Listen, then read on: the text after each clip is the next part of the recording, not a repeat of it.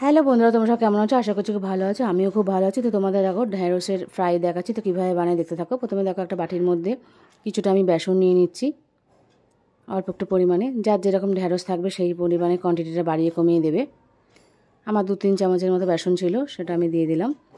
তো দেখো সামান্য পরিমাণে আমি একটু চালের গুঁড়ো দিয়ে দিচ্ছি, একটু ক্রিস্পি হওয়ার জন্য 2 চামচের মতো চালের গুঁড়ো দিয়ে দিলাম। তো দেখো কিছুটা আমি সয়া সসও দিয়ে দিলাম, কিছুটা আমি স্বাদ মতো নুন দিয়ে দিলাম, অল্প একটু পরিমাণে আমি হলুদ ফুড কালার দিয়ে দিলাম। তোমরা চাইলে নর্মাল ঘরের রেগুলার হলুদও দিতে পারো। ফুড কালারটা দিলে কিন্তু খুব সুন্দর একটা কালার আসে, তাই আমি যে কোনো ফ্রাইতে কিন্তু ফুড কালারটা ইউজ করি। তো দেখো আমি কিছুটা চাট মশলা দিয়ে দিলাম, অল্প একটু পরিমাণে আমি কালো জিরেও দিয়ে দিচ্ছি, আর সামান্য চিনি দিয়ে দিলাম। যেহেতু চাট মশলাটা ভীষণ টক, সেটা একটু ব্যালেন্স করার জন্য সামান্য পরিমাণে একটু চিনি দিয়ে দিলাম। আর অল্প একটু পরিমাণে আমি কাশ্মীরি গুঁড়ো লঙ্কা সেটাও দিয়ে দিলাম, অল্প একটু পরিমাণে গোলমরিচের গুঁড়ো সেটাও দিয়ে দিচ্ছি, দেখতেই পাচ্ছ। তো দেখো সামান্য পরিমাণে আমি একটু ধনেপাতার গুঁড়ো দিয়ে দিলাম, ধনেপাতা কুচিয়ে রেখেছিলাম সেটা দিয়ে দিলাম। এবার আমি অল্প অল্প করে, খুব বেশি মোটা না খুব বেশি পাতলা না, সেই অনুযায়ী আমি একটা বাটার করে নেব। দেখতেই পাচ্ছ এরকমভাবে কিন্তু আস্তে আস্তে জল দিয়ে করতে হবে। বেশি জল দিলে কিন্তু একবারে দেওয়া যাবে না, তাহলে কিন্তু কোটা ধরবে না। খুব বেশি পাতলা হয়ে গেলে কোটিংটা হবে না। তো দেখতেই পাচ্ছ এরকম পরিমাণে কিন্তু ঘনত্বটা আনতে হবে, খুব বেশি মোটা না খুব বেশি পাতলাও না। দেখতেই পাচ্ছ আমি চামচ করে তুলেও কিন্তু তোমাদের দেখাচ্ছি। এরকমভাবেই কিন্তু বেশ করে ফাটিয়ে নিতে হবে, তবেই কিন্তু ভেতরটা সফট আর বাইরেটা কুড়মুড়ে হবে। তো দেখতেই পাচ্ছ এরমভাবেই কিন্তু চামচের সাহায্যে এরমভাবে ফাটিয়ে নিতে হবে।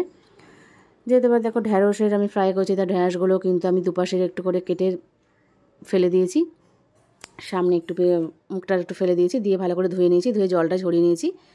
নিয়ে এবার আমি একটা একটা করে এর মধ্যে ফ্রাই করে নেবো, দেখতেই পাচ্ছ। তো দেখো সামান্য পরিমাণে তেলও বসিয়ে দিয়েছি গরম হতে। এবার আমি একটা করে ঢ্যাঁড়স নিয়ে এই বাটারটার মধ্যে ডুবিয়ে ডুবিয়ে আমি একটু ডিপ ফ্রাই করে নেবো। দেখতে পাচ্ছ কোটটা কিন্তু এরকম মোটা না হলে ঢ্যাঁড়সটা কিন্তু পুরো হবে না, কোটটা ধরবে না। তো এইভাবে দেখো একে একে আমি সব ভেজে নেবো।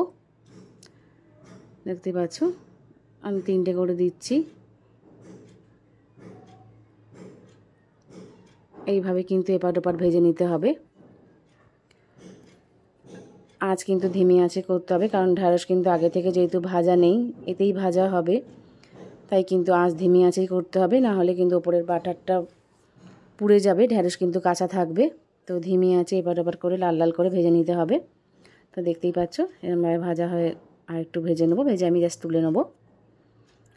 একটু লাল করে কুড়মুড় করে ভাজতে হবে, তবে গিয়ে মুখে পড়লে কামড় দিলেই কিন্তু খুব একটা ভেতরটা নরম আর ওপরে কুড়মুড়ে টাইপের আওয়াজ হবে। যদি খুব বেশি কড়া না করো তাহলে ওই সেই আওয়াজটা আর হবে না। যেহেতু চালের গুঁড়ো দেওয়া রয়েছে তার জন্য খুবই ক্রিস্পি হবে। তো দেখো মোটামুটি আমার হয়ে গেছে, এবার আমি তুলে নিয়েছি, আর বাকিগুলো আমি ভেজে নেবো। তো দেখো এবার আমি সার্ভ করে দিয়েছি। তোমার রেসিপি কেমন লাগলো ভালোটা লাইক কমেন্ট শেয়ার সাবস্ক্রাইব করবে, নতুন বন্ধু হলে পাশে থাকবে। এরকম নিত্য নতুন ভিডিও দেখতে চ্যানেলটাকে অবশ্যই সাবস্ক্রাইব করে দেবে। ভিডিও দেখে ভালো লাগলে কমেন্টে অবশ্যই জানাবে, তোমাদের কমেন্টের অপেক্ষায় কিন্তু সবসময় আমি থাকি। এখন অবধি যারা সাবস্ক্রাইব করোনি প্লিজ সাবস্ক্রাইব করার অনুরোধ রইলো। তো দেখতেই পাচ্ছ নিরামিষ দিনে তোমরা এরকমভাবে বানিয়ে নিতে পারো, ডালের সাথেও খেতে পারো, ডালের সাথে কিন্তু দুর্দান্ত লাগবে, বা সন্ধ্যাবেলা চা কফির সাথেও খেতে পারো। তো অবশ্যই একবার হলেও ট্রাই করো। নিরামিষের দিনে আর কিছু ভাবতে হবে না, এই একটা ডালের সাথে রেসিপি থাকলে। তো অবশ্যই বাড়িতে ট্রাই করো, আমাকে একবার কমেন্টে জানিও। তো থ্যাংক ইউ সো মাচ।